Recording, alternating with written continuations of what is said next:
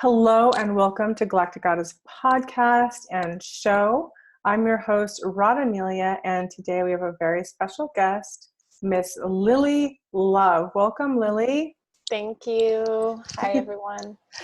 She is an amazing divine feminine leadership, coach, and you can please explain all the things you do, because you do a lot of amazing things like Tantra.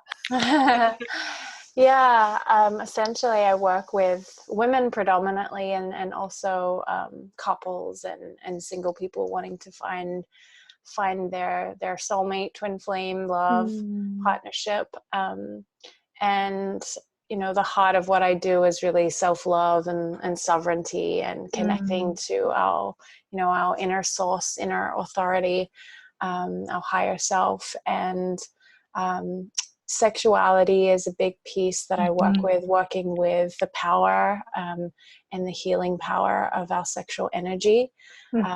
Sexual healing is a big piece that comes into it, especially for a lot of women, but men too. And then it just kind of like filters out into our purpose, our purpose and our gifts and our voice and our expression and our creativity. And then in relationship, like the path of relationship is like a spiritual growth journey. That's beautiful. You're so expansive in the work you do and very powerful, and you have a beautiful influence on everyone around you. How did you get into the path that you're on? Because you used to be like a model. I think I saw some pictures. You were like supermodel. I was a model and an actress. I grew up in a kind of a small town in like basically the outback of Australia. And I was like trying to find a way out of that town throughout high school, and modeling was kind of like my ticket out. But I always wanted to be an actress. So from modeling, then I went to acting school for 3 years in Australia. And then I came to LA, to Hollywood, and I lived there for about 5 years. And I'm in a quieter spot in California now. But I was acting in Los Angeles, and at the same time kind of on this healing journey and empowerment journey to kind of find myself.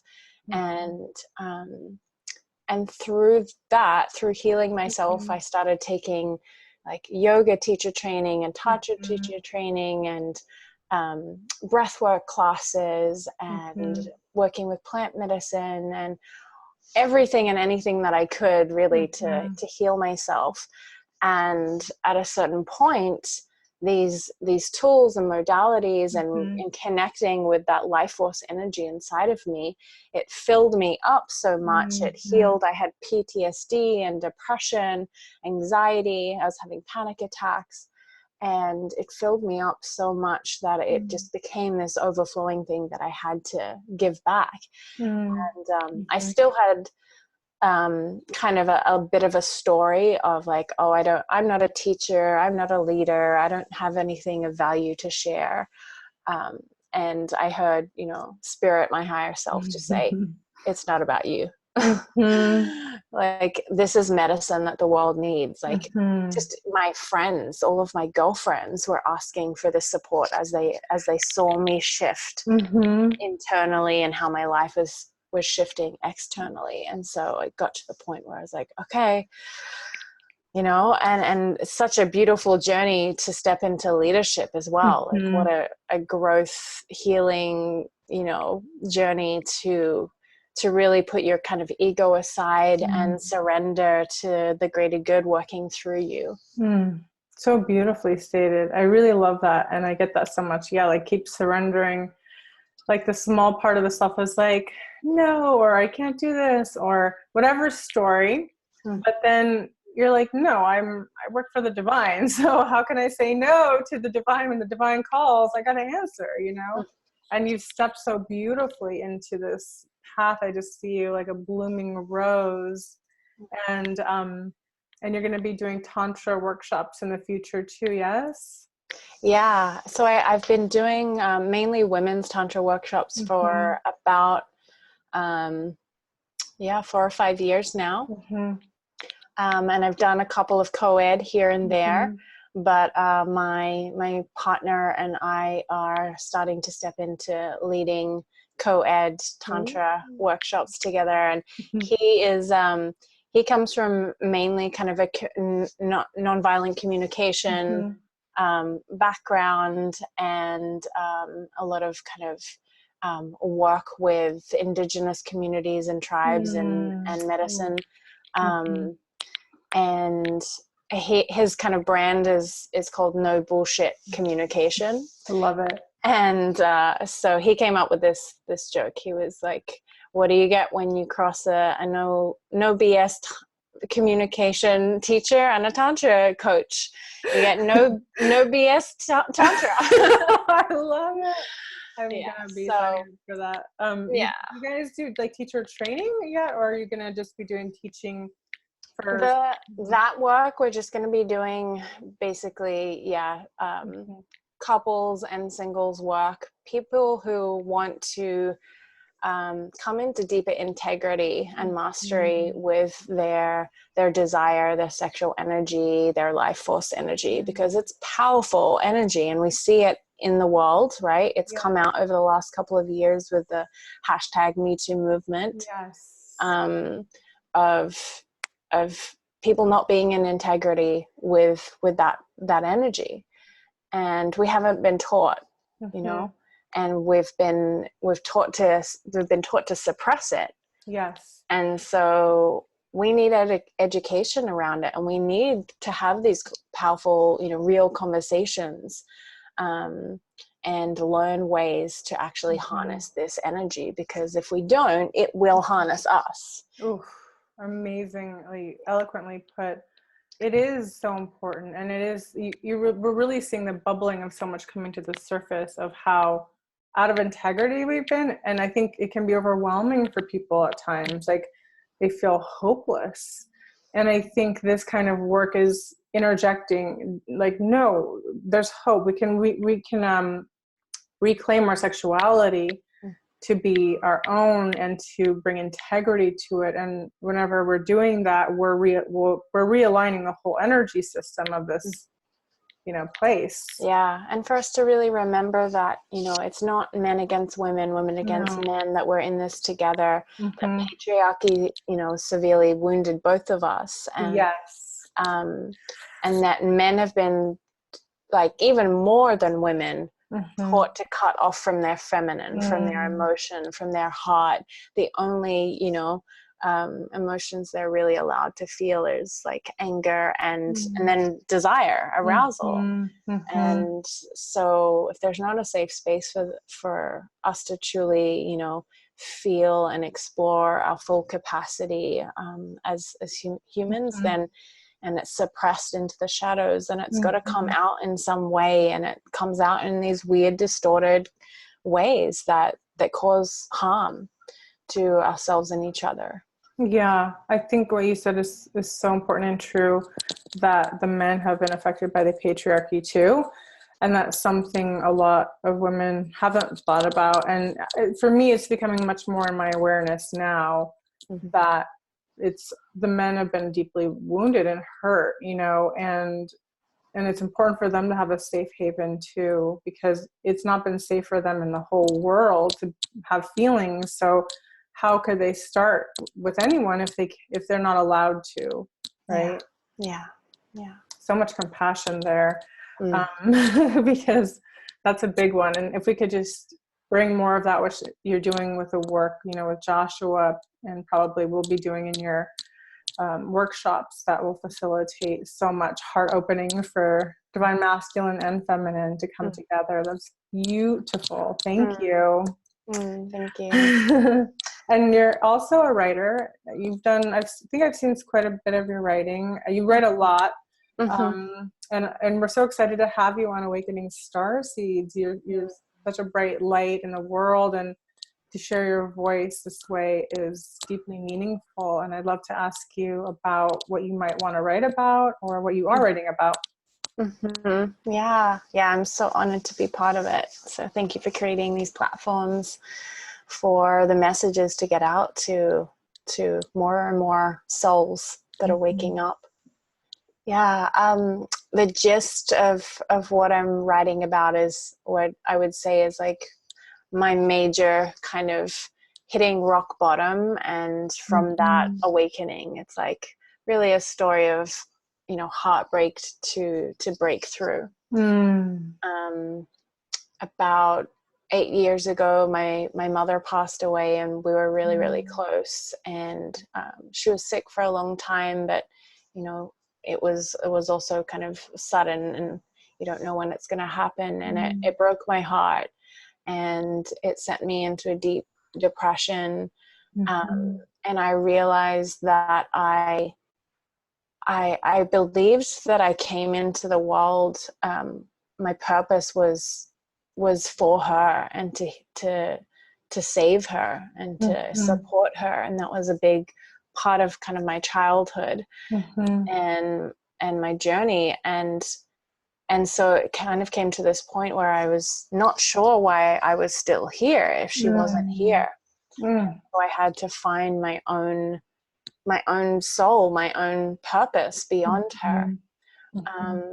And you know, really reclaim my own energy, my own journey. And really, you know, her passing was a catalyst for me to look at all of the kind of pain and the trauma and things that I hadn't dealt with my whole life, that I just kind of brushed aside and was, you know, in survival mode and putting my attention outwardly on others to try to fix and help them.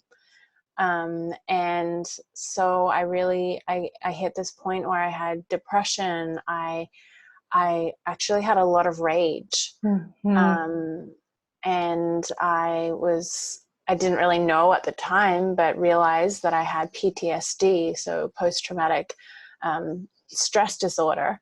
And these like kind of rage episodes with my former partner early on in my healing process would just kind of happen. I was just triggered so easily.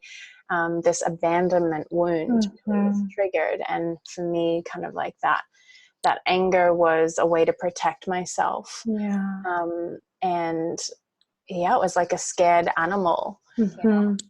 And as I went through my healing process, uncovering, kind of getting underneath the rage, I discovered there was just deep terror and fear that I hadn't healed, that I hadn't been able to process in the moments of trauma, and that were kind of running me. And then as I got underneath that fear, there was deep grief.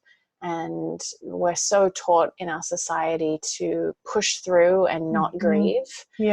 We're like given, you know, antidepressants when we're grieving. And it's a natural process that our body actually needs to do. The soul too, but the body is the one that really holds on to the memories and the trauma. And if we look at animals in society, they naturally know how to release trauma. When they like get away, they escape death, they will shake and cry and howl until that fear and that grief is out of their cells, out of their body, and then they can move on with their life. So that's really what it's about, hitting rock bottom and having nowhere else to go except in. I couldn't no longer blame the outside world, my circumstances, my past, my parents, my boyfriend, my whatever, the government, you know, whatever. I had to look here and look in the mirror, and it was the hardest thing that I've ever done. To look and really see how much I didn't like myself, and how separate I felt from my core essence and my innocence, and like learn how to love those parts of me again. And it was the hardest thing and the greatest thing that I have ever done and will ever do and continue to do.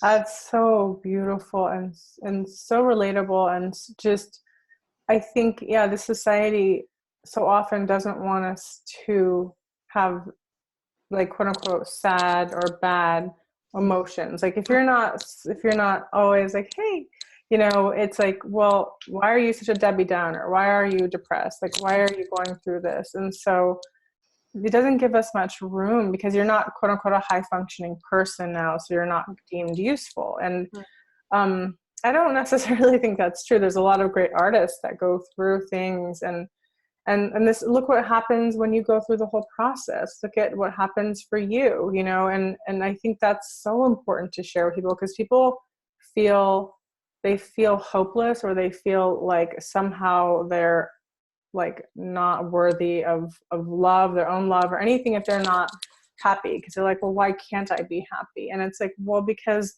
we're grieving our own wounds, but we're also grieving our lineage wounds, like 7 generations. And so we're really processing a lot right now on so many levels, and we need to have these kinds of conversations that are so authentic and real. Give people permission to breathe, because it's almost like they contract in that pain, and they're like, I can't do. They just can't open up again because they feel it's wrong. So they're shamed on top of that. And I think when you start to take away the shame and realize this is a natural process. I really like how you explain the body breathing through the grief, allowing the grief to come out of us. And it has to come out. If we just use medication and suppress it, then now we've got more layers in it, and that's when dis-ease, imbalance occurs. So we can't run from these things. We have to. The only way out is through. And it is hard. It is. Yeah, and and I kind of want to preface and say, like, I'm not a supporter of taking medication. I was offered it, and I really needed it at that time, but I didn't want to, because I didn't want to get stuck in that. And I know that it can be helpful, and it can be necessary if it's really like monitored. Yes. And you're doing it in a way that is like, it is just kind of helping you to process through some of that, and then that you're kind of like tapering out, and you're not going to be dependent on it.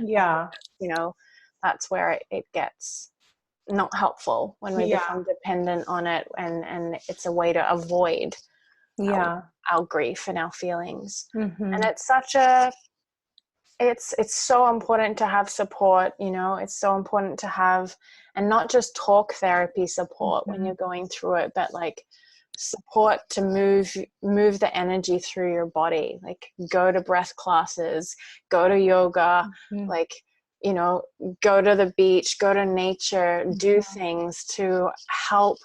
Like, nature is such a great healer and energy mover to, and it's especially hard when you're in a depression. It's like, I don't want to move. I just want to be in bed. Like, you got to make yourself, or like get your friend to like get you out of bed and take you running or something. That it's so important. Nature is a natural healer. I've always retreated to nature when I needed to heal through major crisis or things. There's something about that, just putting your phone away and going out, going for a hike, breathing, looking at the trees, coming to a place of gratitude is amazing. Yeah, because as much as we as society really need to grieve and have, like you said, all this shame on top of I don't feel good, or I'm not achieving, or whatever, right? This like over focus on the masculine energy. There's also such an addiction to us not feeling good, an addiction to like our old story, an addiction to our pathways, the trauma. Exactly. The brain literally is like, this is the pathway. We feel Yeah. bad. This is our story. We're Yes. hopeless. You Yes. know, it's like we have to be responsible to create a new story, and to notice like that old story, or that like shame or sadness that wants to just like take us down, and actually be like, I'm choosing to create this new pathway, this new story, this new reality. Yes. And that's, so all of it's important, the feeling. And then also, while you're even going through the feeling, if anyone is going through that right now, like knowing that, okay, this is how I'm feeling now, but this is also equally available. And just because I'm here doesn't mean I'm not going to strive and create new neuron pathways in my brain and do everything in my power, like using essential oils, or getting more sunshine, or taking the right vitamins, and getting the right support from coaches, right?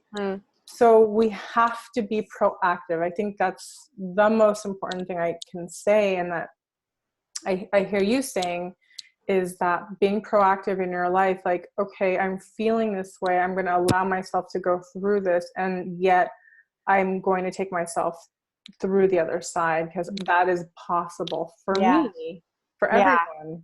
Yeah, like you're walking through a dark tunnel. You don't stop there. No, you keep walking. Or you're swimming in the ocean. You don't just stop and let yourself drown. Like you got to keep going through. Yeah, you've got such a good example. Somewhere. Yeah, I saw the tunnel. Yeah, because it does look like that sometimes. You're like, well, I'm not really seeing the light.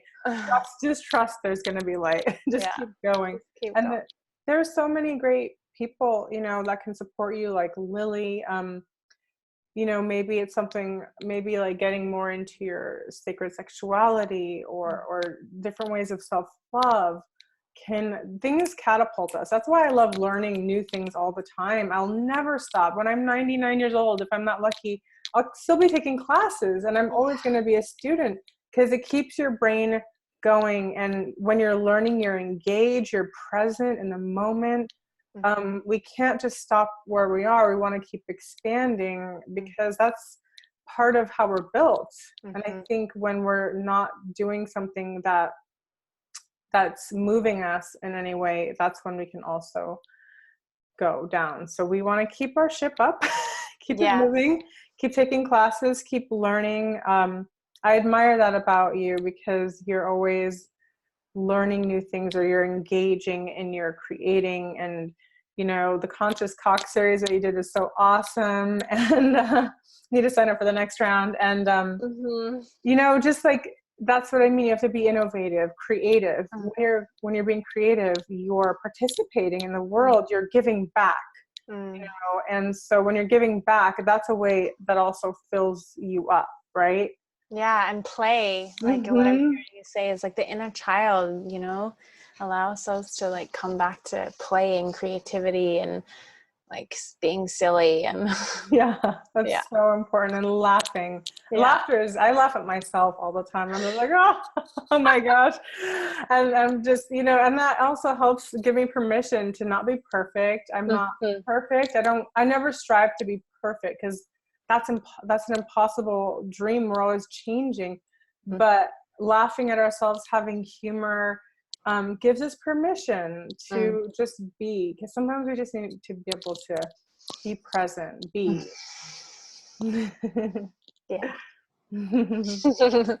Wow, I love spending time with you. Thank you. You too.